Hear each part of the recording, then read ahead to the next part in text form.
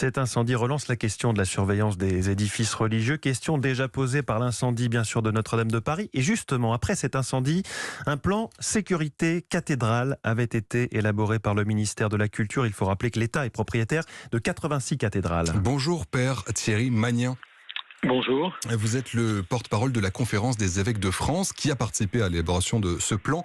La question qui se pose aujourd'hui notamment, c'est celle de la surveillance humaine dans les cathédrales. Est-ce que cette surveillance est suffisante aujourd'hui ?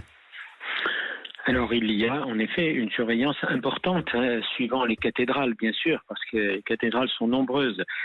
Mais là, en l'occurrence à Nantes, tout s'est passé pendant un temps de fermeture, et c'est plutôt la surveillance et la détection de la fumée du début d'incendie qui visiblement n'a pas donné satisfaction dans ce cas-là. Est-ce qu'il faudrait par exemple justement avoir des gardiens de nuit dans les cathédrales comme il y en a dans beaucoup d'immeubles de bureaux ?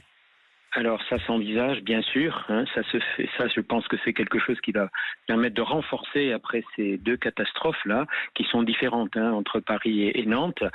Et puis les systèmes de détection, de démarrage de feu, ça je pense que c'est extrêmement important. Ils sont sans doute pas assez nombreux et le cas de Nantes est là pour l'illustrer.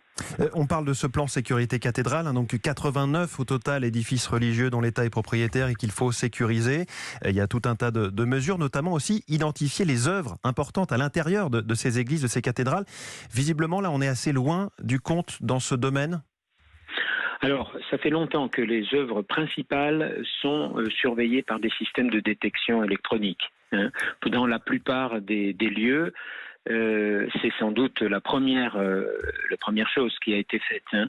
Mais visiblement, les problèmes techniques que nous rencontrons à Nantes et qui pourraient se produire dans d'autres cathédrales méritent davantage d'attention et c'est ça qu'il faut absolument renforcer dès maintenant.